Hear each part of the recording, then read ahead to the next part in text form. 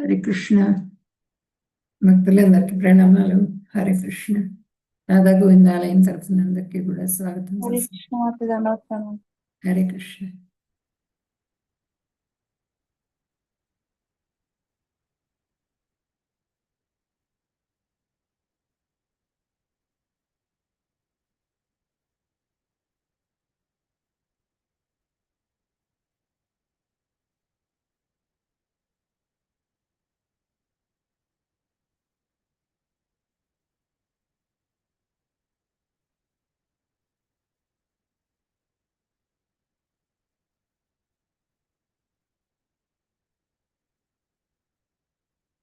Hare Krishna. Screen కనిపిస్తుంది కదా? హరే కృష్ణ మాతాజీ కనిపిస్తుంది.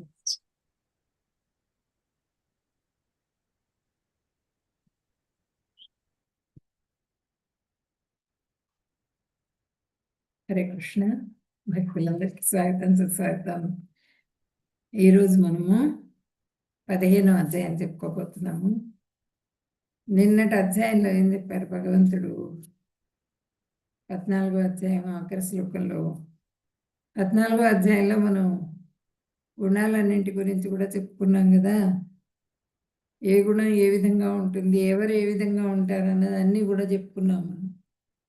సత్వగుణంలో ఎలా ఉంటారు, రజోగుణంలో ఎలా ఉంటారు, తమో గుణంలో ఎలా ఉంటారు, వాళ్ళ లక్షణాలు ఏ విధంగా ఉంటాయి, రజోగుణం తమో గుణం వాళ్ళ లక్షణాలు అదంతా కూడా చెప్పుకున్నాం.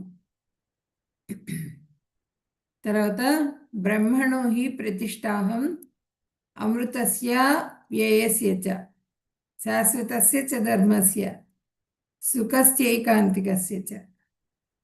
అమరము, అమరం అంటే మరణం లేనిది, అనస్వరము నశింపనిది, శాశ్వతము ఎప్పటికీ కూడా ఉండేది, అనాది నుంచి ఉన్నది, ఇప్పుడు ఉన్నది, మళ్ళా కూడా ఉంటుంది, శాశ్వతమైనటిది, చరమ సౌఖ్యానికి సహజ స్థితి అయినట్టు నిరాకార బ్రహ్మమునకు నేలు మూలాధారము.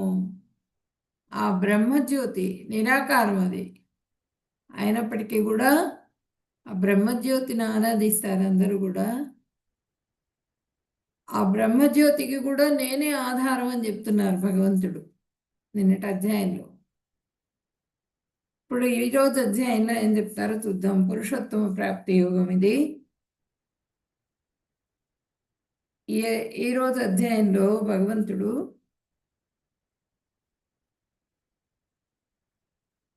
ఏం చెప్తున్నారంటే,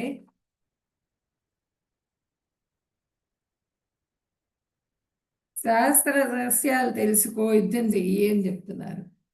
శాస్త్రంలో ఏముంది, శాస్త్రంలో రహస్యం ఏంటన్నది తెలుసుకో, నువ్వు తెలుసుకుని యుద్ధం చెయ్యి అని చెప్పనని భగవంతుడు చెప్తున్నారు.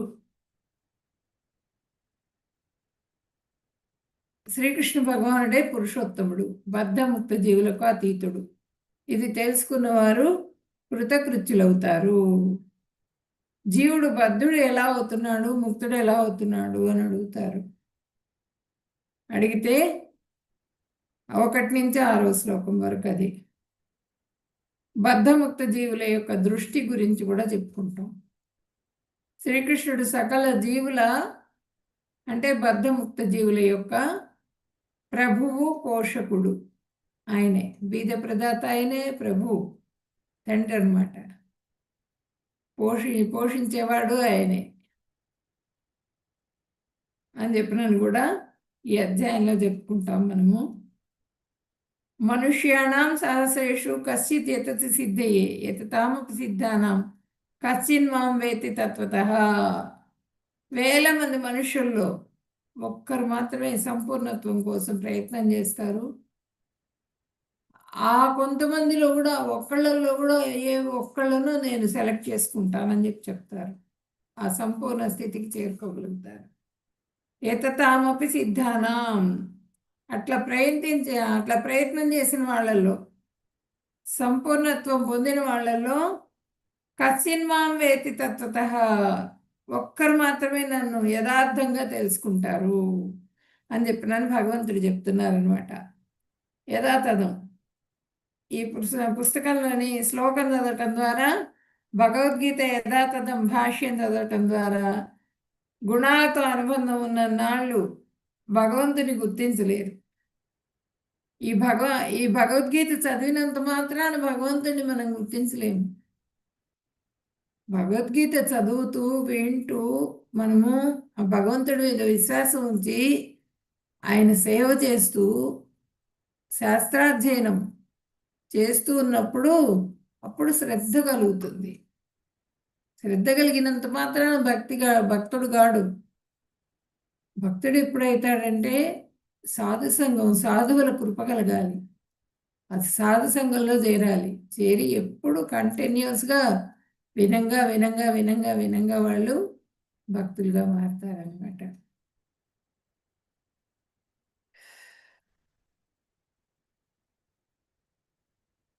ఇప్పుడు ఈ అధ్యాయంలో మనకి ఏం చెప్తున్నారు? ఫస్ట్ మనం మంగళాచరణం చేసుకుని తర్వాత అధ్యాయం స్టార్ట్ చేద్దాం.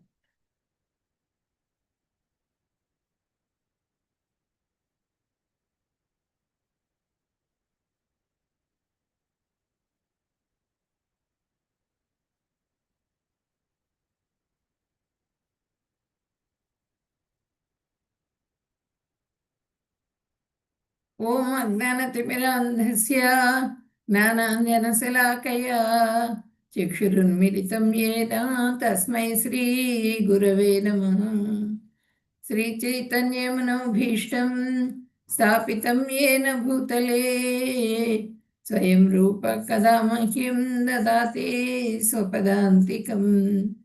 వందేహం శ్రీగురో శ్రీయుతపదకమలం శ్రీగురున్ వైష్ణవాంశ్చ శ్రీరూపం సాగ్రజాతం సగణ రఘునాథాన్వితం తం సజీవం సాద్వైతం సావధూతం పరిజనసహితం కృష్ణ చైతన్యదేవం శ్రీరాధాకృష్ణపాదాన్ సగణలలితా శ్రీ విశాఖాన్వితాంశ్చ హే కృష్ణ కరుణా సింధో దీనబంధో జగత్పతే గోపేశ గోపికా కాంత రాధా కాంత నమోస్తుతే తప్త కాంచన గౌరాంగీ రాధే బృందావనేశ్వరి వృషభానుసుతే దేవి ప్రణమామి హరిప్రిये వాంఛాకల్పతరుభ్యశ్చ కృపా సింధుభ్య ఏవ చ పతితానాం పావనేభ్యో వైష్ణవేభ్యో నమో నమః. నమో విష్ణుపదాయ కృష్ణప్రేష్ఠాయ భూతలే శ్రీమతే భక్తివేదాంత స్వామిన్యితి నామినే. నమస్తే సరస్వతి దేవి గౌరవాణి ప్రచారిణే నిర్విశేష శూన్యవాది పాశ్చాత్య దేశతారిణే. జయ శ్రీ కృష్ణ చైతన్య ప్రభు నిత్యానంద శ్రీ అద్వైత గదాధర శ్రీవాసాది గౌరభక్త బృంద. హరే కృష్ణ కృష్ణ కృష్ణ హరే హరే హరే రామ రామ రామ హరే హరే.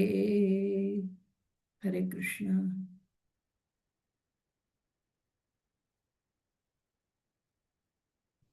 ఓం శ్రీ పరమాత్మనే నమః. అతః పంచదశోऽధ్యాయः పురుషోత్తమప్రాప్తియోగः. శ్రీభగవానువాచ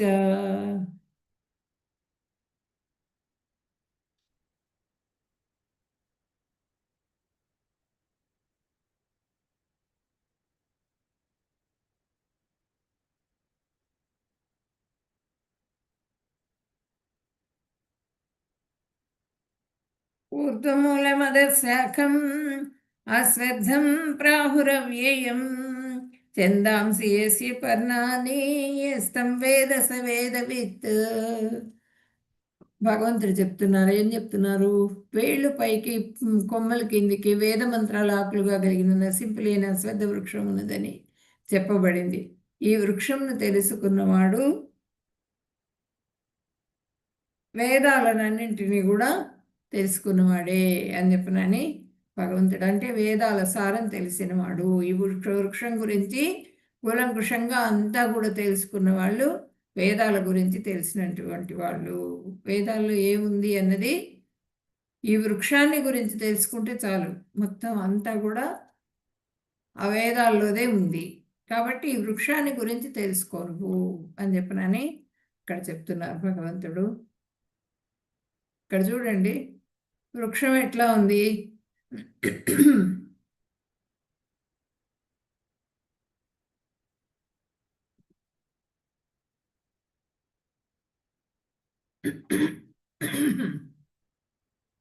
వృక్షం ఎట్లా ఉంది ఇక్కడ? ఆ వేళ్ళు ఏమో పైకి ఉన్నాయి, ఆకులు కొమ్మలు అన్నీ కూడా కిందికి ఉన్నాయి, తల్లకిందులుగా ఉంది వృక్షం. ఇదేంటండి ఈ వృక్షం చాలా తమాషాగా ఉంది మనకి. చాలా ఏంటి భలే తమాషాగా ఉంది వృక్షము. ఇదేంటంటే ఈ వృక్షం ఉన్నది దాని వేళ్ళు పైకి కొమ్మలు కిందికి ఉన్నాయి. సాధారణంగా వృక్షం ఎట్లా ఉంటుంది? కొమ్మలు అవన్నీ పైకి ఉంటాయి, వేళ్ళు కిందికి ఉంటాయి కదా. ఆ వృక్షం ఉండే స్థితి అదనమాట. ఇది వ్యతిరేకంగా ఉంది, వ్యతిరేక స్థితిలో ఉంది. అయితే ఇది సాధారణ వృక్షం కాదు, అందుకనే వ్యతిరేక దిశలో ఉంది కాబట్టి ఇది సాధారణమైనటువంటి వృక్షం కాదు అని చెప్పనని మనం తెలుసుకోవాలన్నమాట. దీని గురించి చెప్పుకుందాం ఇప్పుడు.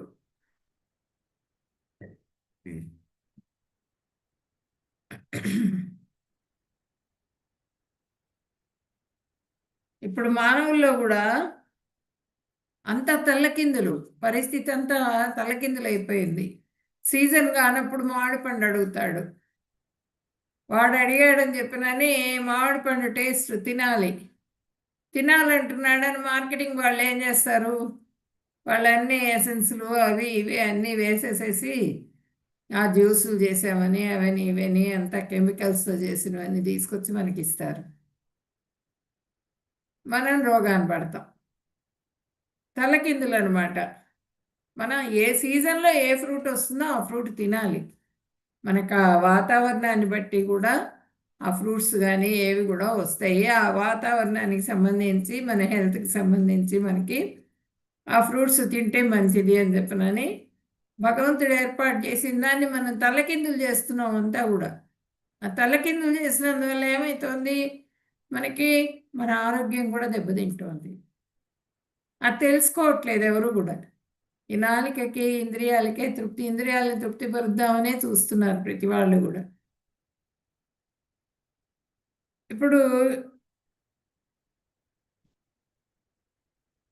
ఇప్పుడేమనుకుంటున్నారు? Wealth is lost, nothing is lost అని ఇదివరకు అనుకునేవాళ్ళు. ఏదన్నా డబ్బు పోయినా కూడా పర్వాలేదులే అనుకునేవాళ్ళు. ఇప్పుడేమో ఆ వెల్తే కావాలంటున్నారు. మాకు డబ్బు కావాలి, వేరే ఇంకేం పోయినా పర్వాలేదు, ఏ గౌరవం కానీ ఏది అవసరం లేదు, మాకు డబ్బు ఒకటే కావాలి అంటున్నారు ఇప్పుడు. Health is loss, something is loss. Health పోయింది. హెల్త్ పోతే కొంత పోయింది అనుకుంటారు హెల్త్ పోతే. అదే character is loss, everything is loss. Character పోతుంది. మనిషి ధర్మానికి విరుద్ధంగా ప్రవర్తిస్తాడు,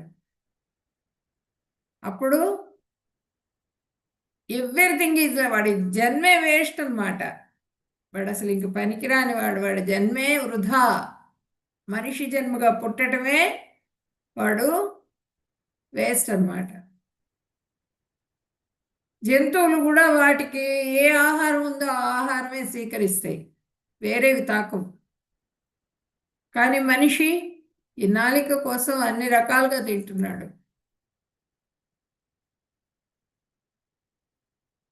ప్రతి విషయంలో తీసుకోండి, ఆ జంతువులో నుంచే మనం వచ్చాం. జంతువు అయిన తర్వాతే మనకి జన్మ వచ్చింది. అయినా కూడా ఈ జన్మ వచ్చిన తర్వాత మనం చాలా తెలివిగల వాళ్ళం అనుకుని ఇంకా ఇంకా ఇంకా ఇంకా ఎక్కువగా మన తెలివితేటలు ఉపయోగించి మన జీవితాన్ని మొత్తాన్ని కూడా నాశనం చేసుకుంటున్నాం.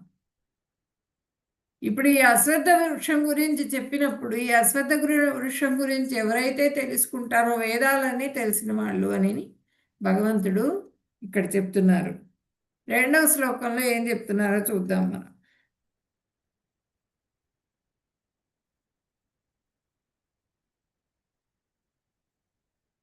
అధశ్చోధ్వం ప్రసృతాస్తస్య శాఖా గుణప్రవృద్ధా విషయప్రవాలాః అధశ్చ మూలాన్యనుసంతతాని కర్మానుబంధీని మనుష్యలోకే. ఈ వృక్షం యొక్క కొమ్మలు ప్రకృతి యొక్క 3 గుణాల ద్వారా పోషింపబడుతూ కిందికి మరియు పైకి విస్తరించి ఉన్నాయి. దాని కొమ్మలు ఇంద్రియ విషయాలు. ఈ వృక్షం వేర్లు కింద ముఖంగా కూడా వెళుతూ మానవ సమాజం యొక్క కిందికి కూడా వెళ్తున్నాయట. మానవ సమాజం యొక్క సకామ కర్మలచే బద్ధములై ఉన్నాయి. అంటే కొమ్మలతో పాటుగా వేళ్ళు ఉంటాయి కదా, ఊడలు. ఆ ఊడలు వచ్చి దిగిపోతున్నాయి కిందికి. అశ్వత్థ వృక్షం అసలు ఎంత దూరం వ్యాపిస్తుంది అన్నది మనం చెప్పలేము. చాలా విపరీతంగా అది విస్తరించిపోతుంది అశ్వత్థ వృక్షం. అసలు ఈ వృక్షం అంటే ఏంటి అన్నది, అసలు ఎందుకు ఇట్లా ఉన్నది అన్నది మనం చెప్పుకుందాం. ఇదేంటంటే ముల్లోకాలు అంటారు కదా మనకి, ఆ ముల్లోకాలు కూడా ఇందులోనే ఉన్నాయి, అశ్వత్థ వృక్షంలోనే ఉన్నాయి. వేళ్ళున్న లోకం పేరు సత్యలోకం. వేళ్ళన్నీ ఉన్నాయి ఇక్కడ. తర్వాత తపోలోకము, జనలోకము, మహర్లోకం, ఇవన్నీ ఏమో కాండం. ఆ వృక్షం యొక్క కాండం ఉందన్నమాట. తపోలోకము, జనలోకం, మహర్లోకం కాండం అన్నమాట. తర్వాత కొమ్మలేమో స్వర్గలోకం నుంచి, అంటే సత్యలోకం, స్వర్గలోకం నుంచి కింది లోకాలకు చెందినాయి అన్నమాట కొమ్మలు. మొత్తం కిందికి పైకి సత్యలోకం దాకా వెళ్ళిపోయినాయి, మళ్ళీ కిందికి కూడా వెళ్ళినాయి కొమ్మలు. అంటే సత్యలోకము, తపోలోకము, జనలోకము, మహర్లోకము, స్వర్గలోకము, ఈ 5 లోకాలు కూడా ఒక భాగం అన్నమాట. తర్వాత భువర్లోకం ఒక్కటి ఒక భాగం. తర్వాత భూలోకము, అతల, వితల, సుతల, తలాతల, మహాతల, రసాతల, పాతాళ, ఇది 3వది. ఇట్లా 14 లోకాలు కూడా విభజింపబడ్డాయి మూడు భాగాలుగా ఈ అశ్వత్థ వృక్షంలో. మొదటి భాగమేమో వేళ్ళు, సత్యలోకం ఉన్నది. తర్వాత కాండం దగ్గర అదంతా కూడా, కాండం దగ్గర నుంచి ఇంకా పూర్తిగా ఈ కొమ్మలు వ్యాపించి ఉన్నాయి అన్నమాట. పైకి కూడా సత్యలోకం దాకా కూడా కొమ్మలు వ్యాపించి ఉన్నాయి. భూవర్లోకం నుంచి భూవర్లోకము, భూవర్లోకం ఒకటి ఒక లోకం. తర్వాత భూలోకం నుంచి కింది వరకు కింది లోకాలు అన్నమాట. జీవులన్నీ కూడా ఉన్నటువంటివి మొత్తం కూడా ఈ 14 భువనాల్లో కూడా జీవరాశులు ఉన్నాయి. 84 లక్షల జీవరాశులు ఉన్నారు ఈ 14 భువనాల్లో కూడా. అయితే ముల్లోకాలు అంటారు కదా, ముల్లోకాలు అనేది అశ్వత్థ వృక్షం యొక్క మొత్తం ఫస్ట్ కొమ్మ, వేళ్ల దగ్గర నుంచి కొమ్మల వరకు మొత్తం ముల్లోకాలు. స్వర్గలోకం నుంచి పైన ఉండే లోకాలన్నీ ఒక భాగం. భాగంగా స్వర్గం అని, భూవర్లోకాన్ని రెండవ భాగంగా కొమ్మలు వ్యాపించినాయి. తర్వాత భూలోకం దాని కింద ఉండే లోకాలను కొమ్మలు దానికి కూడా వ్యాపించినాయి కొమ్మలు. కిందుండే లోకాలకు కూడా రకరకాల దేహాలు. ఈ కొమ్మలన్నీ కూడా దేహాలు. ఈ కొమ్మలన్నీ కూడా దేహాలు అనుకుంటే గనక చెట్టు యొక్క కొమ్మలు మొత్తం కూడా అంతా పైకి కిందికి మొత్తం 14 లోకాల్లో కూడా వ్యాపించినాయి. దేహాలంటే మనుష్య దేహాలు, ప్రేత దేహాలు, దేవతల దేహాలు, అలానేమో ఈ జంతువుల దేహాలు అన్నీ వస్తాయి దాంట్లోకి. 84 లక్షల జీవరాశులు మనం చెప్పుకున్నాం కదా, ఆ దేహాలన్నీ కూడా వస్తాయి. ఈ లోకాలన్నింటిలో కూడా దేహాలన్నీ కూడా వ్యాప్తి చెంది ఉంటాయి అన్నమాట. అశ్వత్థం అంటే ఇది ఈ చెట్టు ధర్మ అర్థ కామ మోక్షాలను సాధించే సాధనం అన్నమాట. ధర్మ అర్థ కామ మోక్షాలని సాధించే సాధనం ఈ చెట్టు.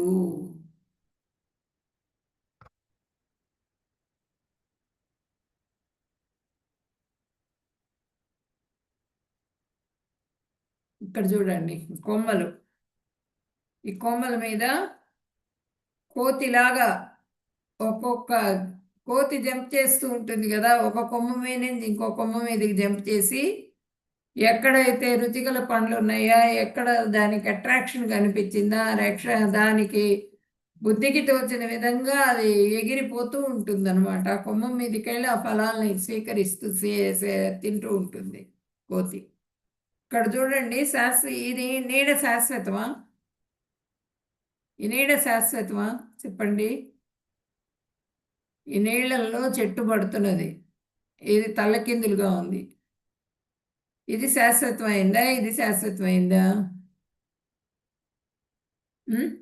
ఈ నీడ ఎంతసేపు ఉంటుంది చెప్పండి మీరు ఎవరైనా. నీడ ఎంతసేపు ఉంటుంది ఈ చెట్టుది? ఈ నీడ అన్నది అశాశ్వతం. నీడ శాశ్వతమైంది ఏది అంటే ఈ చెట్టే. అది తెలుసుకోవాలి ఫస్ట్. నెక్స్ట్ సెకండ్ పాయింట్, వేద మంత్రాలే ఆకులుగా ఉన్నాయట ఈ చెట్టు. ఈ వేద మంత్రాలు ఆకులు అన్నమాట ఇవన్నీ కూడా. ఈ కొమ్మలన్నీ కూడా శరీరాలు. ఈ కొమ్మలు అన్ని చోట్ల కూడా వ్యాపించి ఉన్నాయి, అన్ని లోకాల్లో కూడా. ఈ ఆకులన్నీ కూడా వేద మంత్రాలు అన్నమాట. ఈ కొమ్మలకున్న ఆకులన్నీ కూడా వేద మంత్రాలు. ఇది అశ్వత్థం అంటే వృక్షాలలో శ్రేష్టమైనది అని అర్థం. అశ్వత్థం అంటే వృక్షాలలో శ్రేష్టమైనది అని అర్థం అన్నమాట. ఇది సంసార వృక్షం అని కూడా పిలుస్తారు దీన్ని. ఇది వేద మంత్రాన్ని పాటిస్తుంది. అదేంటంటే వేద మంత్రాలతో యజ్ఞాలు చేసి ధనాన్ని సంపాదించుకుంటారు. వేద మంత్రాలతో యజ్ఞాలు చేస్తారు, ధనం సంపాదించుకుంటారు. ఉదాహరణకి రాజసూయాగం చేశారు అంటే ధర్మార్థ కామ మోక్షాల గురించి చెప్తున్నా. రాజసూయాగం చేశారు. రాజసూయాగం చేసినప్పుడు అది యజ్ఞం. యజ్ఞం అయితే వేద మంత్రాలతో యజ్ఞం చేసి ఆ రాజ్యాన్ని పొందారు. రాజ్యాన్ని పొంది ఆ రాజ్యంలో భోగాలు అనుభవిస్తున్నారు, ఇంద్రియ భోగాలు, సుఖం అన్నమాట. సుఖాన్ని అనుభవిస్తున్నారు వాళ్ళు, ఇంద్రియ తృప్తి పొందుతున్నారు. ధర్మ ఆ రాజసూయాగం చేస్తే అర్థం వచ్చింది వాళ్ళకి. అర్థం అంటే ధనం. రాజులందరూ కప్పం కడతారు కదా, అదంతా తీసుకొని వచ్చింది మొత్తం కూడా కోశాగారం నిండిపోయింది వాళ్ళకి, ధర్మరాజుకి. అర్థం వచ్చింది. ఆ అర్థాన్ని వాళ్ళు ఎంజాయ్ చేశారు, భోగించారు. ఇంద్రియాల గురించి ఖర్చు పెట్టి భోగించారు.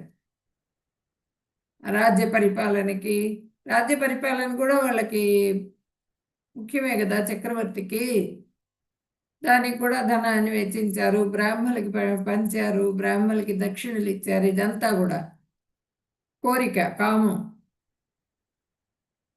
ధర్మ అర్థ కామ ఇవి అవన్నీ తీర్చిన తర్వాత మోక్షం. ఆ ధర్మం ప్రకారంగా అర్థము కామము ఉంటే తర్వాత వాళ్ళకి మోక్షం లభిస్తుంది. మొత్తం కూడా ఈ చెట్టు యొక్క ఇదన్నమాట. వేద మంత్రాలతో యజ్ఞం చేసి ఆ ధనాన్ని సంపాదించి దాన్ని వాళ్ళు ఉపయోగించుకున్నందువల్ల వాళ్ళకి సుఖం, ఆనందం ఇవన్నీ కూడా లభించినాయి. తర్వాత మోక్షం లభించింది. ఇప్పుడు ఇదే యజ్ఞం త్యాగబుద్ధితో చేస్తే మోక్షాన్ని కలుగజేస్తుంది. అంటే యజ్ఞం చేయరు ఇంక వాళ్ళు, యజ్ఞానికి సంబంధించింది పట్టించుకోరు, త్యాగం చేసేస్తారు యజ్ఞాన్ని. అది అట్లా చేసిన వాళ్ళకి మోక్షం, వాళ్ళకు లభిస్తుంది మోక్షం, యజ్ఞం చేసిన వాళ్ళకు కూడా మోక్షం లభిస్తుంది. ఈ చెట్టు ధర్మ అర్థ కామ మోక్షాలను ఫలితంగా ఇచ్చే చెట్టు. చెట్టు ఫలాలు ఇస్తుంది. అశ్వత్థ వృక్షం ఫలాలు ఎలా ఇస్తుంది? ఫలాలు ఏర్పడడానికి కారణం ఏంటి? వేద మంత్రాల చెట్టు యొక్క ఆకులు, ఆ వేదాలు, ఆ వేదాల్లో ఉన్నటువంటి యజ్ఞాలు చేసినందువల్ల, వేద మంత్రాలు ఉచ్చరించినందువల్ల వాళ్ళకి ఆ చెట్టు యొక్క ఆకులు చెట్టుకు ముఖ్యం అన్నమాట. ఆ వేదాలు, వేద ధర్మం అన్నది మనకెంతో ముఖ్యమైంది. దాన్ని ఉపయోగించుకునే మనము జీవితాన్ని గడపాలి అని చెప్పనని చెప్తున్నారు.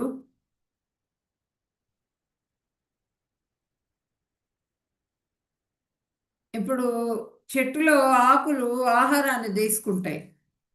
దాంట్లో అధికంగా ఉన్న ఆహారం ఫలాలుగా ఏర్పడుతుంది, పుష్పాలుగా ఫలాలుగా ఏర్పడుతుంది. మనకి తెలుసు కదా, పత్రజనితం అదంతా తీసుకొని, నైట్రోజన్ తీసుకొని, వాటర్ తీసుకొని పత్రహరితాన్ని తయారు చేసి మొత్తం అన్ని భాగాలకు కూడా పంచుతుంది చెట్టు.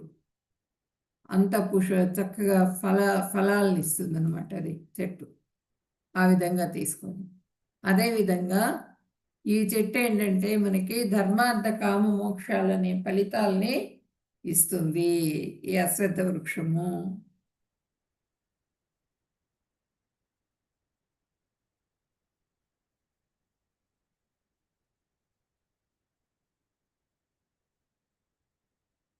ఇవి బ్రాంచెస్. ఈ బ్రాంచెస్ అన్నీ కూడా కిందికి పైకి వ్యాపించి ఉన్నాయి. అంటే సత్యలోకం దాకా ఉన్నాయి. సత్యలోకంలో కూడా జీవులు ఉన్నారు. కింద అతల వితల సుతల తలాతల మహాతల రసాతల పాతాల, భూలోకం నుంచి 8 లోకాలు.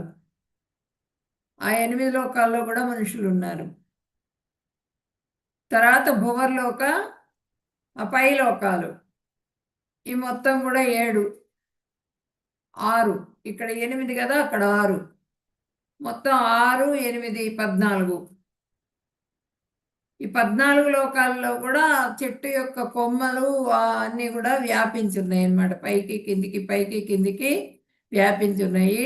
ఈ కొమ్మలన్నీ కూడా శరీరాలు అనుకుంటే, ఆ శరీరాలన్నీ కూడా ఆ కామాన్ని కోరిక కలిగి ఉండి ఒక కొమ్మ మీదకి ఒక కొమ్మకి, ఒక కొమ్మ మీదకి ఒక కొమ్మకి జంప్ చేస్తూ వాటి ఫలితాల్ని అవి పొందుతూ ఉంటాయి అన్నమాట. ఆ శరీరాలు పొందుతూ భోగిస్తూ ఉంటాయి. భోగించడంలో ధర్మం ప్రకారంగా భోగిస్తే గనక భగవంతుడి ధామానికి చేరుకోగలుగుతారు, ధర్మ ప్రకారంగా వాళ్ళు జీవితాన్ని గడిపితే. లేదు, అధర్మం ప్రకారంగా వాళ్ళు జీవితాన్ని గడిపారు, ఇంద్రియ తృప్తే ప్రముఖంగా తీసుకుని వాళ్ళ జీవితాన్ని గడిపారు, అప్పుడు వాళ్ళు పాతాళానికి వెళ్ళిపోతారు. మళ్ళీ 84 లక్షల జీవరాశుల జన్మలు తీసుకోవాల్సి వస్తుంది అన్నమాట. న రూపమస్యేహ తదోపలభ్యతే నాంతో న చాదిర్న చ సంప్రతిష్ఠ అశ్వత్థమేనం సువిరూఢమూలం అసంగశస్త్రేణ దృఢేన చిత్వా తతః పదం తత్పరిమార్గితవ్యం యస్మిన్ గతా న నివర్తంతి భూయః తమేవ చాద్యం పురుషం ప్రపద్యే యత ప్రవృత్తిః ప్రసృతా పురాణి. ఈ వృక్షం యొక్క నిజరూపం ఈ లోకంలో ఎవరికీ తెలియదు. దాని ఆది మధ్య అంతాలు ఎక్కడ అనే విషయం ఈ లోకంలో ఎవరు తెలుసుకోలేరు. కానీ లోతుగా నాటుకున్న వేళ్లతో విలసిల్లుతున్న ఈ అశ్వత్థ వృక్షాన్ని వైరాగ్యం అనే ఖడ్గంతో ఖండించి వేయాలి. తర్వాత అతడు పునర్జన్మ లేకుండా చేసే పరమపదాన్ని వెతకాలి. ఎవని నుండి సమస్తము ఆరంభమైందో మరియు ఎవని నుండి సర్వము వ్యాపించను అట్టి దేవదేవుని అచ్చట శరణు పొందవలేను అని చెప్తున్నారు. ఇప్పుడు ఇక్కడ చందాంసి అంటే వేదమంత్రాలే చెట్టు యొక్క ఆకులు. చందాంసి, చంద అంటే ఆకులు, చందాంసి ఆకులుగా కలిగినటువంటి ప్రకృతికి సంబంధించినటువంటి వృక్షం ఇది. ధర్మము, అర్థము, కామాలని గురించి చెప్పే వేద మంత్రాలు కలిగినటువంటిది. ఆ వేద మంత్రాలు ఉన్నటువంటి ఆకులు కలిగినటువంటిది. కొమ్మలు ఊర్ధ్వముఖంగా అధోముఖంగా రెండు వైపులా కూడా వ్యాపించి ఉంటాయి. చిగుర్లు ఇవన్నీ కూడా ఉంటాయి అన్నమాట. ఈ శబ్ద రూప గంధ రసాలు మొత్తం కూడా శబ్దం మన ఇంద్రియాలకు సంబంధించింది. ఇంద్రియాలకి ఇంద్రియ తృప్తినిచ్చేది ఏది? ముక్కు, కన్ను, పంచ జ్ఞానేంద్రియాలు ఉన్నాయి కదా. ఆ పంచ జ్ఞానేంద్రియాలు, పంచ కర్మేంద్రియాలు, పంచ ఇంద్రియగ్రాహ్యాలు, పంచ తన్మాత్రలు, ఇవన్నీ కూడా మనసు, బుద్ధి, అహంకారం, అది సూక్ష్మదేహం. ఇవన్నీ కలిపి ఎలిమెంట్స్ అన్నీ కలిపి ఒక దేహం ఏర్పడితే అది సూక్ష్మదేహం. ఆ దేహానికి ఒక రూపం వస్తే అది స్థూలదేహం. ఆ వేద మంత్రాల్ని ఆ స్థూల సూక్ష్మ దేహాలతో వేద మంత్రాల్ని వేద ధర్మం ప్రకారంగా జీవించాలి మనం. ఇప్పుడు ఈ వృక్షం 3 గుణాలతో కూడా మొత్తం వ్యాపించింది. ఆ గుణాలు ఉంటాయి. ఆ గుణాలన్నీ కూడా దీన్ని ఆ గుణాలు 3 గుణాలు సత్వగుణము, రజోగుణం, తమోగుణం. మొత్తం జీవులు ఉంటారు కదా. ఆ జీవులందరూ కూడా 3 గుణాలు కలిగి ఉంటారు. దీన్ని ఛేదించి మనం సుఖ దుఃఖాల నుంచి బయటపడాలి. దాన్ని ఏం చేయాలంటే కొట్టేయమంటున్నాడు. అది కొట్టేస్తే కానీ అది పోదు. ఆ వేళ్లతో సహా దాన్ని తీసేయాలి.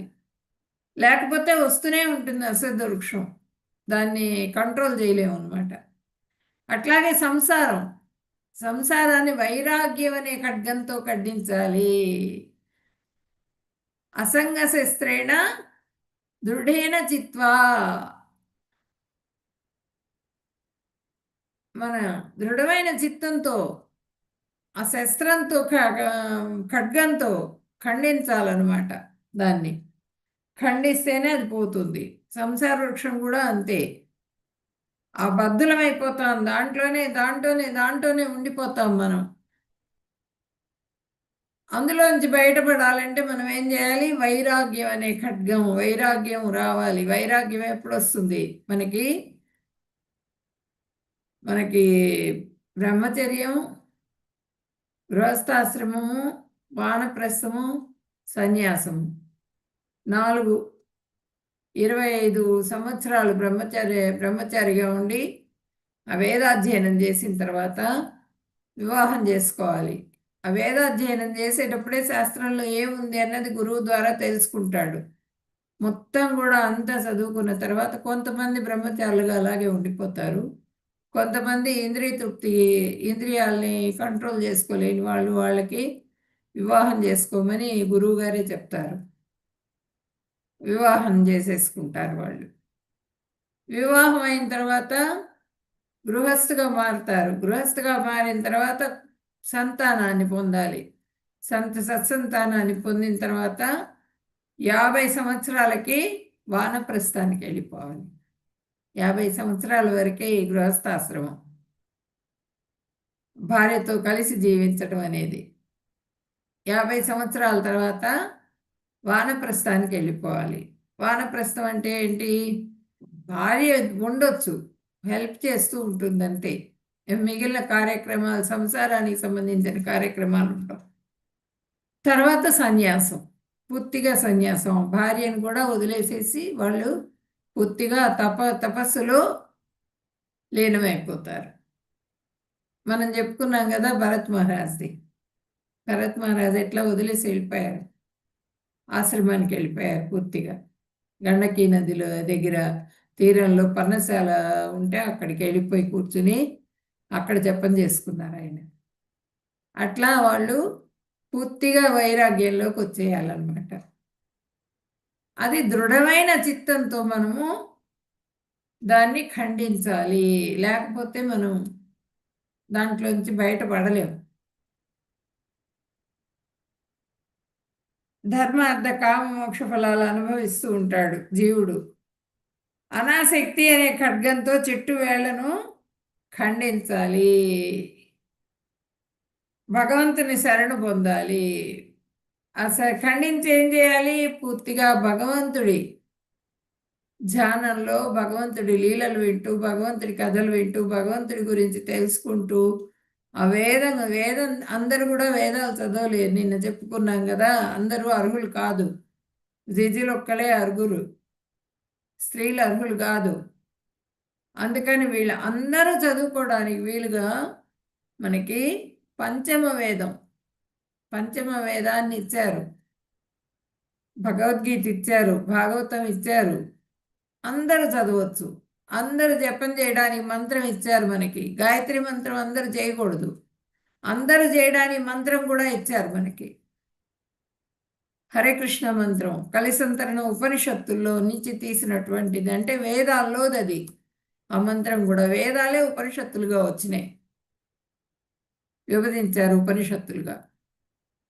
అందుకని చెప్పినని మనము ధర్మంగా జీవించాలి అంటే ఈ విధంగా జీవించాలి అని చెప్పనని దృఢ చిత్తం.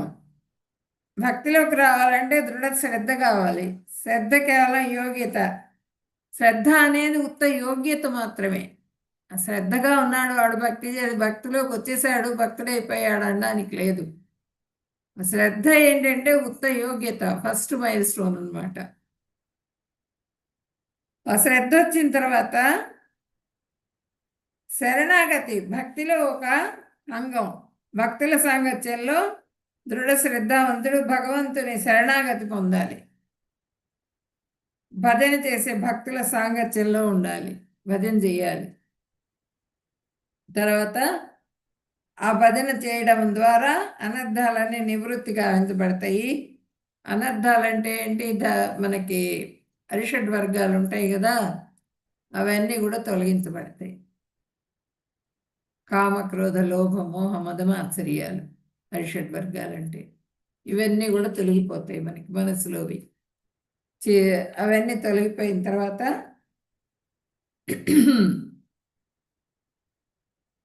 ఆ భజన స్థిరత్వంతో భజన భగవంతుడిది స్మరణ చేస్తూ ఆ రుచిని పొందుతారు. రుచిని పొందిన తర్వాత ఆసక్తి వస్తుంది, ఆ భగవంతుడి మీద ఆసక్తి పెరుగుతుంది. రుచి, ఆసక్తి, భావ, ప్రేమ, ఆ ప్రేమ స్థితికి చేరుకుంటారు, ప్రేమను అనుభవించగలుగుతారు అన్నమాట. అప్పుడు భగవంతుడు కృపావృష్టిని కురిపిస్తాడు. భగవంతుడి కృపకి పాత్రులు కాగలుగుతారు.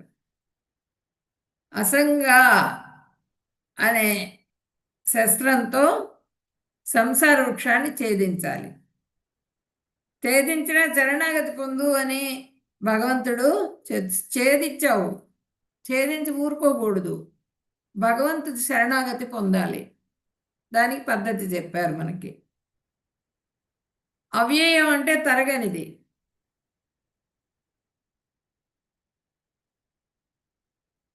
తతః పదం తత్పరిమార్గితవ్యం యస్మిన్ గతా న నివర్తంతి భూయః తమేవ చాద్యం పురుషం ప్రపద్యే యతః ప్రవృత్తి ప్రసృతా పురాణి.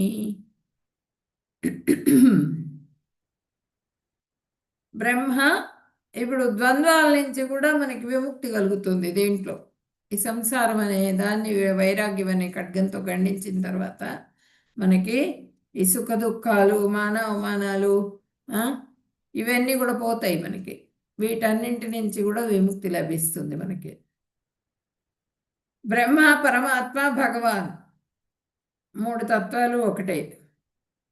భక్తి ఉండే ప్రేమ ఆభాస లాంటిది. ఆభాస అంటే ప్రతిబింబం, ప్రతిబింబం లాంటిదిట. జ్ఞానుల యొక్క జ్ఞానము ప్రతిబింబం లాంటిది. ఆ జ్ఞానులు ఏం చేస్తారు? ఆ బ్రహ్మజ్యోతిని కొలుస్తారు, నిరాకారాన్ని. అది ప్రతిబింబం లాంటిది అన్నమాట. కానీ భక్తి జ్ఞానుల యొక్క జ్ఞానం ప్రతిబింబం లాంటిది.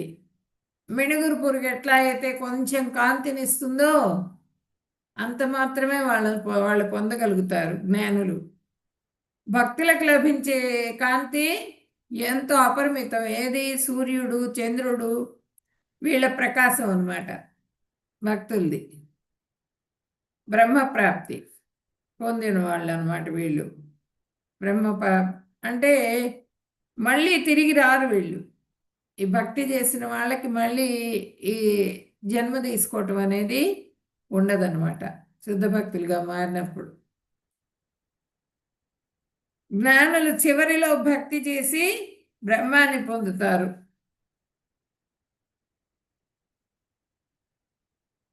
యమ, ఆసన, ప్రాణాయామ, ప్రత్యాహార ఇవన్నీ కూడా చేస్తారు వాళ్ళు. 24 గంటలు భక్తి చేసిన భక్తులు భగవంతుడిని పొందుతారు. మొదటి నుంచే పొందుతారు వాళ్ళు భగవంతుడిని. జ్ఞానులకేమో లాస్ట్లో వస్తుంది వాళ్ళకి ఆ స్థితి. కానీ భక్తులకు మాత్రం మొదటి నుంచే ఆ భగవంతుడితో వాళ్ళు భగవంతుడి సేవ చేసుకుంటూ ఎప్పుడు ఆనందంలో నిండి ఉంటారనమాట. 24 గంటలు భక్తి చేసి భక్తులు భగవంతుని పొందుతారు. అష్టాంగ యోగం పరమాత్మ ప్రాప్తి లభిస్తుంది. పరమాత్మను పొందుతారు అష్టాంగ యోగం చేసిన వాళ్ళు. జీవాత్మల స్వరూపం నుండి ఇప్పుడు 5వ శ్లోకం చూద్దాం మనం.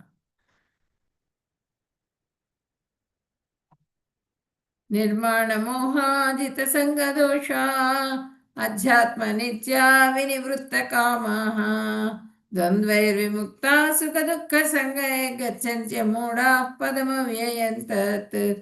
మిథ్యా గొప్పతనము, మోహము, అనురాగ దోషాన్ని జయించి నిత్యమైనది అర్థం చేసుకున్నవారు, నిత్యం ఏంటి అన్నది అర్థం చేసుకున్నవాళ్ళు, కోరికలన్నింటినీ విడిచిపెట్టి సుఖ దుఃఖాది ద్వంద్వాలకు అతీతులై పరమ పురుషుని శరణుదొచ్చేవారు శాశ్వతమైన ధామాన్ని చేరుకుంటారు. ఇప్పుడు చెప్పుకున్నాం కదా మనము, అవ్యయం నిర్మాణ మోహాజిత సంగదోష అధ్యాత్మ నిత్యా వినివృత్త కామ ద్వంద్వైర్విముక్త సుఖ దుఃఖ సంగై గచ్చంత్య మూఢా పదం అవ్యయం తంత్. అవ్యయం తరగనిదన్నమాట, ఎప్పటికీ ఉండేది, నశింపనిది, మార్పు లేనిది. ఆ స్థానాన్ని పొందుతారనమాట ఈ ద్వంద్వాతీతులైనటువంటి వాళ్ళ. సుఖ దుఃఖాలు, మానవమానాలు వీటన్నింటినీ కూడా ఛేదించిన వాళ్ళు ఆ భగవంతుడి పాదాల దగ్గరికి చేరుకుంటారు. అవ్యయమైనటువంటి దాన్ని పొంది తరగని దాన్ని. తరగనిదేది భగవంతుడి ప్రేమ, భగవంతుడి శక్తి, భగవంతుడి లోకం. ఆ లోకానికి, గోలోకానికి చేరుకుంటారు. లేని వాళ్ళు ఇట్లా మళ్ళీ మళ్ళీ జన్మలెత్తుతూ వీళ్ళు మళ్ళీ మళ్ళీ భౌతికంగా జన్మలెత్తుతూ ఉంటారు. వీళ్ళు గుర్తించలేరు భగవంతుడిని. భగవంతుడిని గుర్తించి సేవించి శరణ పొందిన వాళ్ళు భగవద్ధామానికి చేరుకుంటారు. న తద్భాసయతే సూర్యో న శశాంకో న పావకః యద్గత్వాన నివర్తంతే తద్ధామ పరమం మమ. అట్టి నా దివ్యధామము సూర్యుడు, చంద్రుడు లేదా అగ్ని లేదా విద్యుత్తు లేదా ద్వారా ప్రకాశింపబడదు. దానిని చేరుకున్న వారి భౌతిక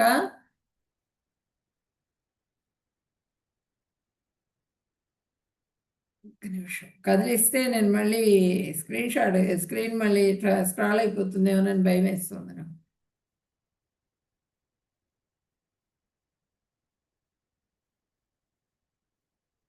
ఈ భౌతిక ప్రపంచానికి ఎప్పుడు కూడా తిరిగి రారనమాట. ఆ దివ్యధామం ఏంటి? సూర్యచంద్రులు అవసరం లేదు అక్కడ, అగ్ని అవసరం లేదు, విద్యుత్ అవసరం లేదు. ఆ ధామం ఎట్లుంటుందంటే ఆ ప్రకాశింపబడుతూ ఉంటుంది. ఆ భగవంతుడి ఆ శరీర కాంతి తేజస్సుతో ప్రకాశింపబడుతూ ఉంటుంది. ఆ తేజస్సు అక్కడ అన్ని మణులతో నిండి ఉంటుంది. చింతామణి ధామం. ఆ మణుల మీద పడుతుంది ఆ భగవంతుడి తేజస్సు. ఆ మణులు కూడా ప్రకాశిస్తూ ఉంటాయి అన్నమాట ఎప్పుడు. కాబట్టి అక్కడ సూర్యచంద్రులు అవసరం లేదు. ఎప్పుడు పగలే, ఎప్పుడు చీకటి అనేది ఉండదు అక్కడ. ఆ జీవుల్లో కూడా అజ్ఞానం అనే చీకటి ఉండదు అక్కడ ఉన్న జీవుల్లో, జీవాత్మల్లో. వాళ్ళందరూ కూడా భగవంతుడి పార్షదులు అనమాట. ఎంతసేపు ఎప్పుడెప్పుడు భగవంతుడి సేవ ఏది దొరుకుతుందా అని చెప్పినని వాళ్ళు ఎదురు చూస్తూ భగవంతుడి సేవ చేసుకుంటూ ఆనందంగా సుఖాన్ని అనుభవిస్తూ ఉంటారు.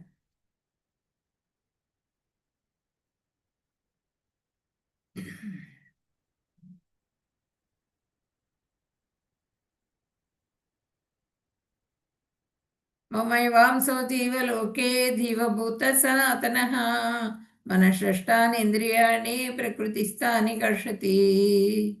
ఈ భౌతిక ప్రపంచంలో జీవులు నా శాశ్వతమైన అంశాలు. కానీ బద్ధ జీవితం కారణంగా వారు మనస్సును కలిగి ఉన్న 6 ఇంద్రియాలతో కష్టపడుతున్నారు. ఈ జీవులందరూ కూడా భౌతిక ప్రపంచంలో జీవులు శాశ్వతమైన అంశాలు. అంశాలు కాదు, అంశలు, భగవంతుడి అంశలు అన్నమాట. కానీ ఆ బద్ధ జీవితం కారణంగా వాళ్ళు మనస్సును కలిగి ఉన్నటువంటి 6 ఇంద్రియాలతో బాధపడుతున్నారు. పంచ జ్ఞానేంద్రియాలు, మనసు, బుద్ధి, అహంకారం. వీటి మూలంగా బాధపడుతున్నారు అని చెప్పినని చెప్తున్నారు ఇక్కడ. అంటే జ్ఞానము చివరిలో భక్తి చేసి బ్రహ్మాన్ని పొందుతారు.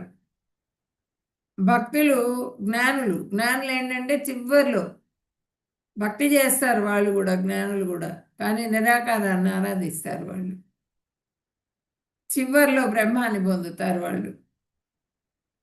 భక్తులు అనుకోండి, యమ నియమ ఆసన ప్రాణాయామ ప్రత్యాహార ఇవన్నీ ఏమి చేయరు వాళ్ళు. భక్తులు వాళ్ళు ఎంతసేపటికి ఆ భగవంతుడి సేవలో నియుక్తులయ్యి వాళ్ళు స్టార్టింగ్ నుంచే ఆ భక్తిలో ఉండి స్టార్టింగ్ నుంచే భగవంతుడి సేవని పొందుతూ ఉంటారు. సేవ చేసే ప్రాప్తి కలుగుతుంది వాళ్ళకి. భగవంతుడిని పొందుతూ ఉంటారు. అష్టాంగ యోగం మాత్రం వాళ్ళు కూడా చాలా కష్టపడతారు, ఆఖరి వరకు కష్టపడతారు. అష్టాంగ యోగులకి పరమాత్మ ప్రాప్తి లభిస్తుంది. ఆ పరమాత్మని తీసుకొని ఆ పరమాత్మను చూసుకుంటూ చేస్తారు అష్టాంగ యోగం. ఇంద్రియాలని కంట్రోల్ చేసుకుంటారు. కొంత దూరం వెళ్ళిన తర్వాత పరమాత్మను కూడా వదిలేసేసి వాళ్ళు ఆ యోగం మీదే ఎక్కువగా ధ్యాస పెడతారు. కానీ వాళ్ళు మనస్సును కలిగి ఉన్న 6 ఇంద్రియాలతో కష్టపడుతున్నారు. అవన్నీ ఎవరు? బద్ధజీవులు. ముక్త జీవులైతే గనక వీటికన్నింటికి కూడా దూరంగా ఉంటారు. ముక్త జీవులు ఈ పంచ జ్ఞానేంద్రియాలు, మనసు, బుద్ధి, అహంకారం ఇవన్నీ కూడా కంట్రోల్ చేయబడతాయి. వాళ్ళు సుఖంగా ఉంటారన్నమాట. నవద్వారే పురే దేహి మనం చెప్పుకున్నాం కదా. ఆ నవద్వారాలు జ్ఞానంతో నిండటం వల్ల అవిద్య అనేది తొలగించబడుతుంది. ఆ జ్ఞానంతో నిండటం వల్ల ఇంద్రియాల తృప్తి అవన్నీ ఏవి ఉండవు. సుఖ దుఃఖాలు, మానవమానాలు అవన్నీ ఏమీ లేకుండా పరమహంస స్థితికి చేరుకుంటారన్నమాట భక్తులు.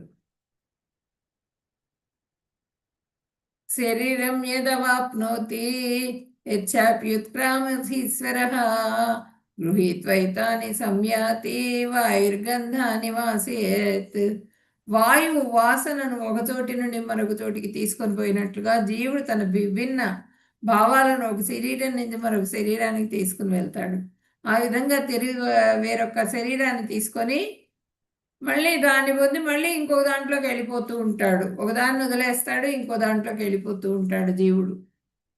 వాయువు, గాలి. గాలి ఏం చేస్తుంది? అక్కడ అబ్బా గంధం చెట్టు ఉందిట అని ఎట్లా తెలుస్తుంది? ఎక్కడో ఉంటుంది గంధం చెట్టు. ఆ గాలి తీసుకొస్తుంది ఆ వాసనను మన దగ్గరికి.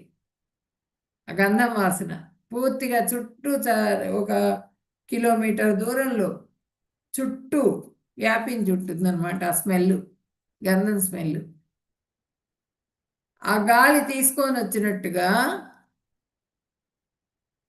ఈ వాసనలన్నింటినీ తీసుకుని మనం చేసుకున్న కర్మలన్నింటినీ తీసుకుని సూక్ష్మదేహంతో చేస్తాం కదా ఇంద్రియ తృప్తితో, అవన్నీ క్యారీ చేసుకుని ఆత్మ వేరే దేహంలోకి ప్రవేశిస్తూ ఉంటుంది.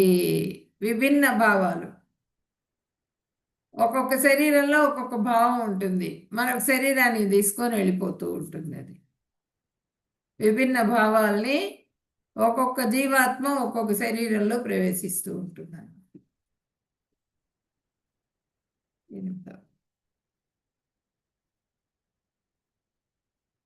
ఇంద్రియాల వాసనలను తీసుకుని జీవాత్మ ఒక ఇంటి నుంచి ఇంకొక ఇంటికి, ఒక దేహం నుంచి ఇంకో దేహానికి వెళ్ళిపోతూ ఉంటుంది అనమాట.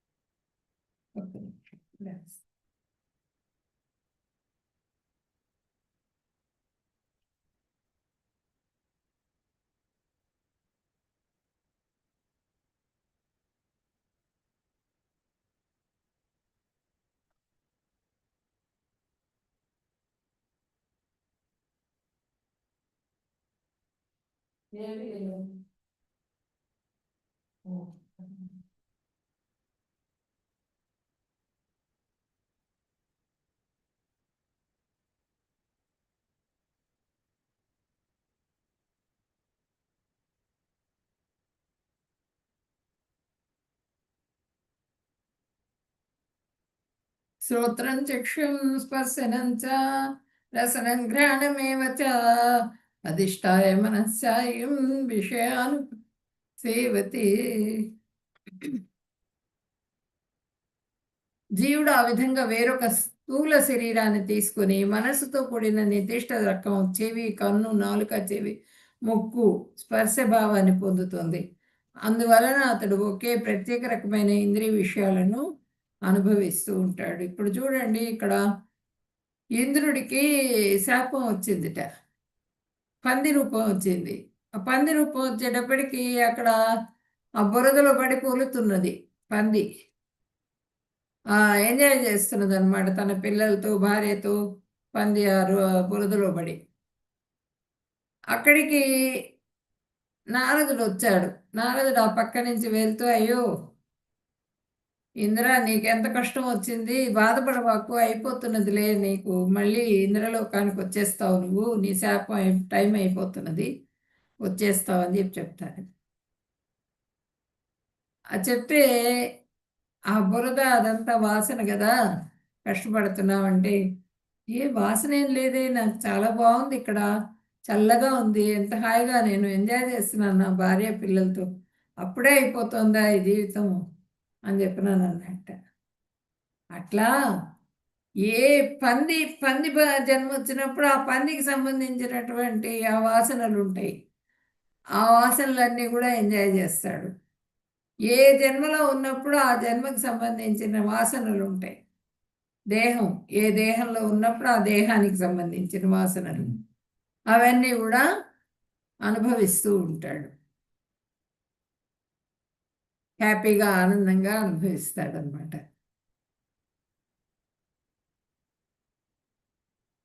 ఉత్క్రామంతం స్థితం వాపి భుంజానం వా గుణాన్వితం విమూఢానాను పశ్యంతి పశ్యంతి జ్ఞానచక్షుషః. అవిద్యతో ఆవృతమైన జీవాత్మ శరీరం శాశ్వతం అనుకుంటుంది. విద్య ఆవరించిన జ్ఞాన నేత్రం కలవాడు ఇదంతా చూడగలడు. జీవుడు తన శరీరాన్ని ఎలా విడిచిపెడతాడో, ప్రకృతి త్రిగుణాల ప్రభావంతో ఎలాంటి శరీరాన్ని అతడు అనుభవిస్తున్నాడో మూర్ఖులు తెలుసుకోలేరు.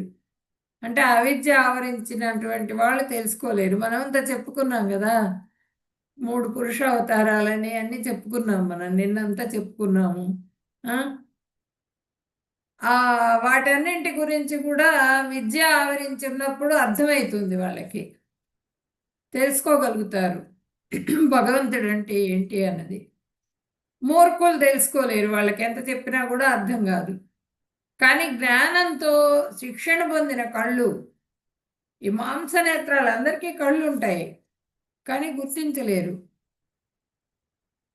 ఆ శిక్షణ ఎవరైతే పొందుతారో, జ్ఞానంలో శిక్షణ ఎవరైతే పొందిన కళ్ళు కలిగిన వాడు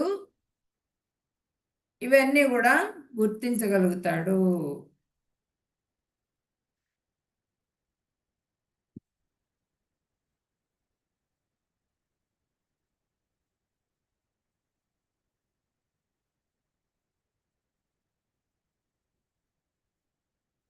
హ్మ్.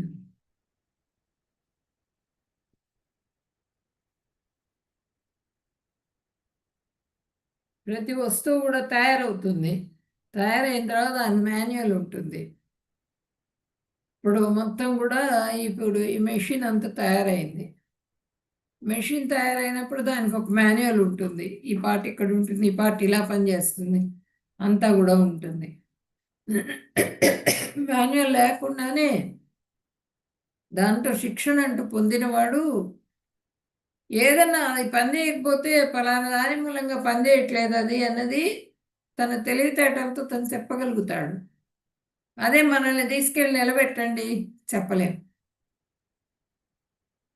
ఆ జ్ఞాన చక్షువు ద్వారా ఎవరైతే శిక్షణ పొందుతారో, వేదాల గురించి, వాటి గురించి ఎవరైతే తెలుసుకుంటారో, వేదంలో భగవంతుడంటే ఏంటి అన్నది తెలియజేశారు గాబట్టి, ఆ భగవంతుడంటే ఏంటి అన్నది తెలుసుకొని, ఆ సాధు కృప లభించినప్పుడు ఆ భగవంతుడంటే ఏంటి అన్నది తెలుసుకోవడానికి అవకాశం దొరుకుతుంది. ఆ అవకాశాన్ని వినియోగించుకొని, ఎవరైతే దాంట్లో నిష్ణాతులు కాగలుగుతారో పరమపదాన్ని చేరుకుంటారు వాళ్ళు. అజ్ఞాన చక్షువులు తెరుచుకుంటాయి. తెరుచుకొని పరమాత్మని, ఆ భగవంతుడిని చూడగలుగుతారనమాట.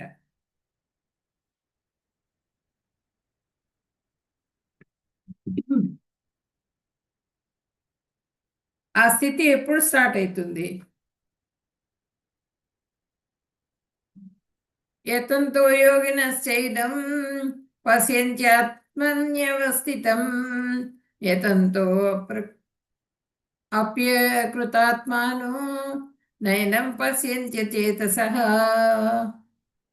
ఆత్మానుభూతిలో ఉన్న యోగులు దీన్నంతా స్పష్టంగా చూడగలరు. కానీ మనసు అభివృద్ధి చెందని మరియు ఆత్మానుభూతిలో లేనివారు ప్రయత్నించనను ఏమి జరుగుతున్నదో తెలియదు. వాళ్ళన్నీ మైక్రోస్కోప్‌లు అవి ఇవి పెట్టి ప్రయోగశాలల్లో కూర్చొని ప్రయత్నం చేయాలని చూస్తారు. వాళ్ళకేమీ తెలియదు. వేదాల్లో మొత్తం సారమంతా కూడా వేదాల్లో ఉంది. భాగవతంలో ఉంది మొత్తం గూడా. భగవద్గీతలో 18 శాస్త్రాల గురించి ఉంది. విషయాల గురించి. 18 విద్యలున్నాయి భగవద్గీతలో మనం స్టార్టింగ్‌లో చెప్పుకున్నాం. అది జ్ఞానచక్షువులున్న వాళ్ళు మాత్రమే ఆ విషయాన్ని తెలుసుకోగలుగుతారు, వినగలుగుతారు, చూడగలుగుతారు. లేని వాళ్ళు చూడలేరు అని చెప్తున్నారు. వాళ్ళు చూడలేరు, చూడలేనందువల్ల వాళ్ళు మళ్ళీ మళ్ళీ జన్మల్ని పొందుతూ ఉంటారు.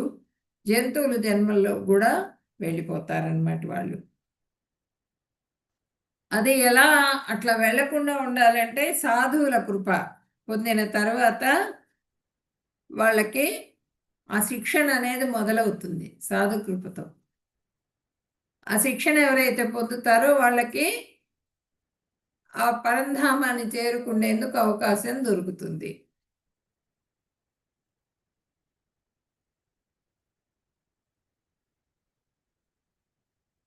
యదాదిత్యగతం తేజో జగద్భాసయతేఖిలం యచ్చంద్రమసి యచ్చాగ్నౌ తత్తేజో విద్ధి మామకం. ఈ ప్రపంచం మొత్తం చీకటిని చెదరగొట్టే సూర్యుని తేజమునుగా నా నుండి వస్తుంది. చంద్రుని వైభవం మరియు అగ్ని తేజస్సు కూడా నా నుండి ఉద్భవిస్తున్నాయి. సూర్యుడి తేజస్సు, సూర్యచంద్రులు భగవంతుడి కళ్ళు అని చెప్తాం కదా, దీంట్లో విరాట్ స్వరూపంలో చెప్పుకున్నాం. ఆ సూర్యుడి తేజస్సు కానీ, చంద్రుడిలో ఉన్నటువంటి తేజస్సు కానీ, ఔషధ గుణాలు కానీ అన్నీ కూడా, అగ్ని తేజస్సు కూడా భగవంతుడి నుండే వస్తున్నాయి అని చెప్తున్నారు అనమాట భగవంతుడు. గామా విశ్వచ భూతాని ధారయామ్యహమోజసా పూష్ణామి చౌషధి సర్వాః సోమో భూత్వా రసాత్మకః. నేను ప్రతి గ్రహంలోకి ప్రవేశిస్తాను. నా శక్తి ద్వారా అవి కక్షలో ఉంటాయి. నేను చంద్రునిగా మారి అన్ని ఔషధాలకు జీవరసాయనాన్ని సరఫరా చేస్తాను. భగవంతుడు చెప్తున్నారు, నేను ప్రతి గ్రహంలో కూడా ప్రవేశిస్తానని చెబుతున్నాను. కర్బోదక సాయి విష్ణు రూపంలో ఆయన ప్రతి గ్రహంలో కూడా వెళ్తారు. ఆయన ప్రతి జీవిలో కూడా పరమాత్మ రూపంలో ఉంటారు. ప్రతి జీవిలో కూడా ఇప్పుడు ఈ శరీరంలో జీవాత్మ ఉండగలగటానికి కారణం భగవంతుడే. జీవరసం భగవంతునిదే. ఈ జీవం మన శరీరంలో జీవాత్మ ఉండటానికి కారణం ఎవరు? భగవంతుడే. ఆయన ఇచ్చినటువంటి శక్తి. నేను చంద్రుడిగా మారి ఔషధాలకు కూడా జీవరసాయనాన్ని ప్రసాదిస్తాను అని చెప్తున్నారు ఇక్కడ. అహం వైశ్వానరో భూత్వా ప్రాణినాం దేహమాశ్రితః ప్రాణాపాన సమాయుక్తః పచామ్యన్నం చతుర్విధం. ఆహారంలో రసం నా వల్లే ఏర్పడుతున్నది. అంటే భగవంతుడి శక్తి మూలంగా వైశ్వానరాజ్ఞ అనమాట ఇది. ఈ దీంట్లో ఉన్నది లివర్లో. ఆ వైశ్వానరాజ్ఞ మూలంగా ఈ 4 రకాల ఆహార పదార్థాలు కూడా జీర్ణం అవుతాయి మనకి. భగవంతుడి శక్తి అది. అంటే వైశ్వానరాజ్ఞి రూపంలో ఉంటారనమాట. జఠరాగ్ని ద్వారా ఆహారం పచనం అవుతుంది. 4 విధాల ఆహారం. దంతాలతో నవిలేది. దంతాలతో ఏం నవ్వుతారు? ఉదాహరణకి శనగలు, చక్కిలాలు దంతాలతో ఏవి నవిలి తింటారు కదా, అవి. తర్వాత భోజ్యం. భోజ్యం అంటే అన్నము, కూర, పప్పు ఇవన్నీ కూడా. తర్వాత లేహ్యం. లేహ్యం అంటే నాకేవి. బెల్లం కానీ, ఐస్ క్రీమ్ కానీ ఇవన్నీ నాకి తింటాం కదా, ఇవన్నీ నాకేవి. తర్వాత చోష్యం. చోష్యం అంటే పీల్చేవి, పీల్చి తాగేవి అనమాట. అవి చెరుకు రసము అన్నీ జ్యూసెస్ తాగుతాం కదా మనం, అవి. అలాంటివన్నీ కూడా రకరకాల ఆహార పదార్థాలు. ఈ 4 రకాల ఆహార పదార్థాలని కూడా దుర్రి కూడా తింటాం. ఇట్లా తింటాం. పెరుగు, మజ్జిగ ఇవన్నీ ఉంటాయి కదా, ఇవి. వీటిలన్నింటినీ కూడా మనకి ఆ జఠరాగ్ని రూపంలో మన లోపల వైశ్వానరాగ్ని రూపంలో ఉండి ఈ 4 రకాల ఆహార పదార్థాలు కూడా జీర్ణం చేస్తున్నారు అనమాట. అరిగేందుకు తోడ్పడుతున్నారు. ఈ 4 రకాల ఆహారాలు అరుగుదలకు తోడ్పడి అనవసరమైన దాన్ని మల రూపంలో బయటికి పంపించేస్తున్నారు భగవంతుడు. ఆ చెత్త ఉంటుంది, ఆ చెత్త మల రూపంలో బయటకు వచ్చేస్తుంది. యూరిన్ రూపంలో వాటర్ వచ్చేస్తుంది. వేస్ట్ వాటర్ అంతా కూడా యూరిన్ రూపంలో బయటకు వచ్చేస్తుంది. ఆ విధంగా ఆయన వైశ్వానరాగ్ని రూపంలో ఉన్నారు.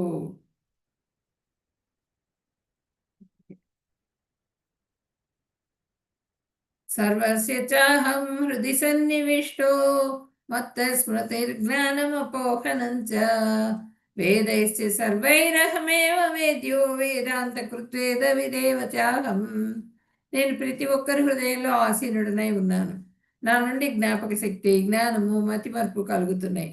అన్ని వేదాల ద్వారా నేను తెలిసి ఉండాలి. నిజానికి నేను వేదాల యొక్క కర్తను మరియు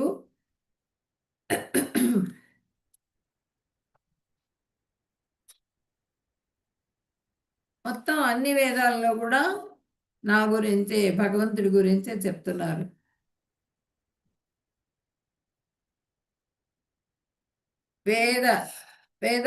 వేదాలను తెలిసిన వాడిని కూడా నేనే అని చెప్తున్నారు. అంటే ప్రతి ఒక్కళ్ళ హృదయంలో ఆసీనుడై పరమాత్మ రూపంలో ఉన్నారు. ప్రతి ఒక్కళ్ళ హృదయంలో కూడా పరమాత్మ రూపంలో ఉన్నారు. నెక్స్ట్ మనం ఒక వస్తువు చూసాము. ఆ వస్తువు చూసినప్పుడు ఆ వస్తువును ఏది గుర్తిస్తుంది? చిత్తంలో స్టోర్ అవుతుంది. ఫస్ట్ ఆ వస్తువు బ్రెయిన్లోకి వెళ్తుంది. బ్రెయిన్లో నుంచి చిత్తంలోకి వస్తుంది. చిత్తంలో నుంచి మనస్సులోకి వెళ్తుంది. ఫలానా వస్తువు ఇదే అని చెప్పనని మనసు గుర్తించగలుగుతుంది దాన్ని. అది పెన్ను అనగానే ఆ పెన్ను ఆకారం గుర్తుకొచ్చేస్తుంది మనకి మైండ్లో. అది చూడంగానే గుర్తుపట్టగలుగుతాం. ఆ జ్ఞాపకం అన్నది ఎవరు ఇస్తున్నారు? భగవంతుడు ఇస్తున్నారు. ఇప్పుడు ఇక్కడ వంట చేస్తున్నారు, వాళ్ళకి ప్రాసెస్ పద్ధతి ఉంటుంది. ఆ పద్ధతి ఒకదాని తర్వాత ఒకటి, ఒకదాని తర్వాత ఒకటి, ఒకదాని తర్వాత ఒకటి చేస్తూనే ఉంటారు. ఎట్లా చేస్తారు అది? అజ్ఞాపకం. అజ్ఞాపకం శక్తి అనేది ఎవరు ఇస్తున్నారు? భగవంతుడే ప్రసాదిస్తున్నారు. వేదైశ్చ సర్వైరహమేవ వేద్యో వేదాంత కృద్వేద విదేవ చాహం. వేదాలన్నింటికి కూడా కర్తని నేనే, ఆ వేదాలన్నీ ఎరిగిన వాడిని కూడా నేనే అని చెప్పినని భగవంతుడు చెప్తున్నారు ఇక్కడ.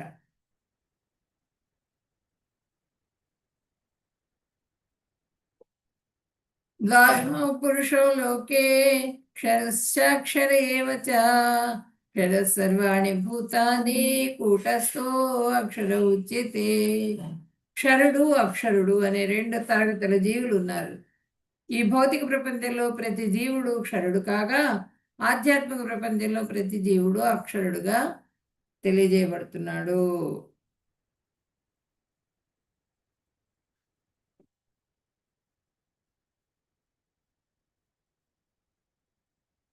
అంటే ఈ ప్రపంచంలో ప్రతి జీవి నశ్వరమే, నశించిపోయేది. ఆధ్యాత్మిక ప్రపంచమున ప్రతి జీవియు అనస్వరం, నశించిపోనిదన్నమాట. అనస్వరం అంటే 14 భువనమాండాలులో రెండు రకాల పురుషులు ఉన్నారు. ఆ రెండు రకాల పురుషులు ఎవరంటే,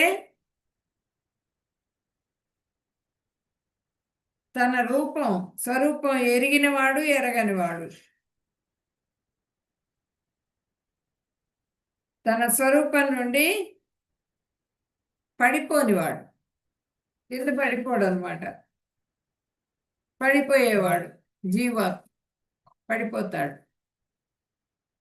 పరమాత్మ అలాగే ఉంటాడు, అక్షరుడు. జ్ఞానులు బ్రహ్మాన్ని ఉపాసిస్తారు. 17వది శ్లోకం. జీవరాశులు వీళ్ళు క్షరులు, వీళ్ళు అక్షరులు.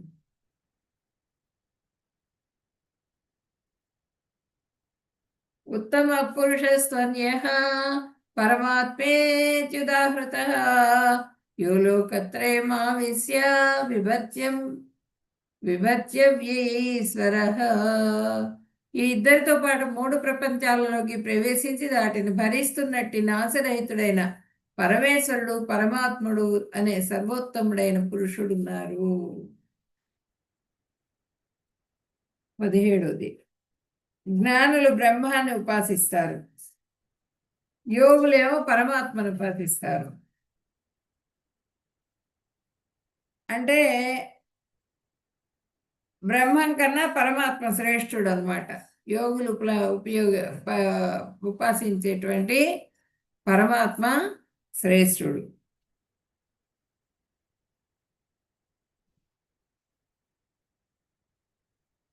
యస్మాక్షరమతీతోహం అక్షరాదపి చోత్తమః అతోస్మి లోకే వేదే చ ప్రజిత పురుషోత్తమ.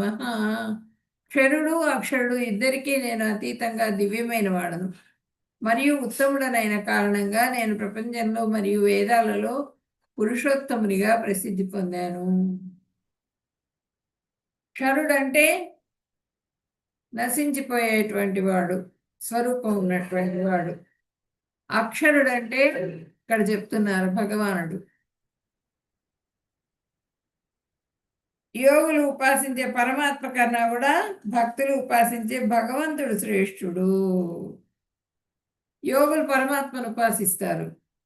ఇక్కడికి వచ్చేటప్పుడు 18వ అధ్యాయంలోకి వచ్చేసి చెప్తున్నారు, ఆ యోగులు ఉపాసించే పరమాత్మ కన్నా కూడా వాళ్ళ హృదయంలో పరమాత్మను ఆరాధిస్తారు. ఫస్ట్ ఆ పరమాత్మ కన్నా కూడా శ్రేష్ఠుడు ఎవరు అంటే భగవంతుడు.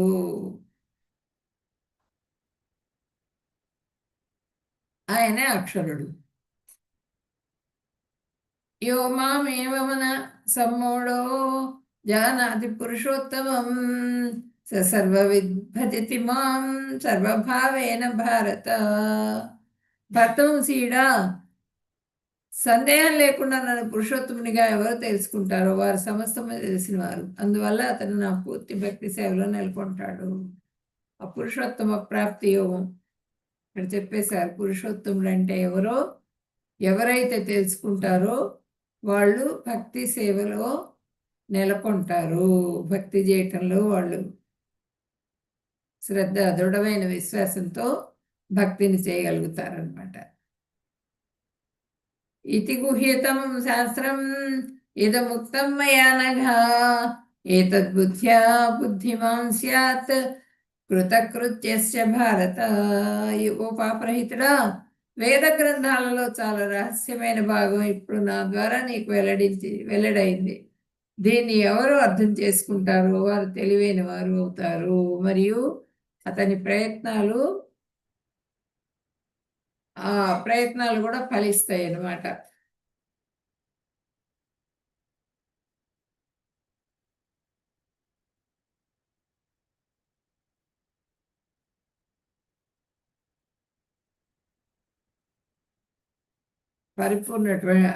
ప్రయత్నాలు ఫలిస్తాయి, పరిపూర్ణమైన విజయాన్ని పొందగలుగుతారు.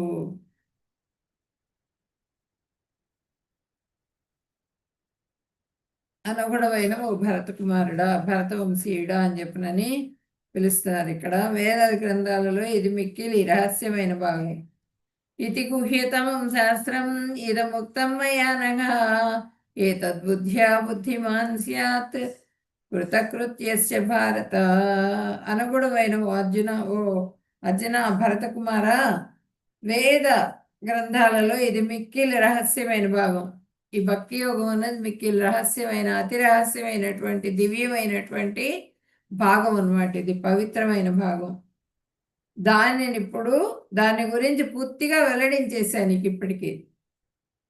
దీనిని అర్థం చేసుకున్నవాడు బుద్ధిమంతుడును, అతని ప్రయత్నాలు పరిపూర్ణ విజయాన్ని పొందుతాయి. బుద్ధిమంతుడిగా ఉంటారు. దీన్ని అర్థం చేసుకున్న వాళ్ళు భగవంతుడు ఎవరు అన్నది తెలుసుకునే భగవంతుడి సేవలో నియుక్తులైనటువంటి వాళ్ళు బుద్ధిమంతులుగా ఉంటారు. వాళ్ళు ఏది చేసినా కూడా అది పరిపూర్ణతని పొందుతుంది, విజయానికి దారితీస్తుంది అని చెప్పినాను ఇక్కడ చెప్తున్నారు భగవంతుడు. వాంఛాకల్పతరుభ్యశ్చ కృపా సింధుభ్య ఏవ చ పతితానాం పావనేభ్యో వైష్ణవేభ్యో నమో నమః.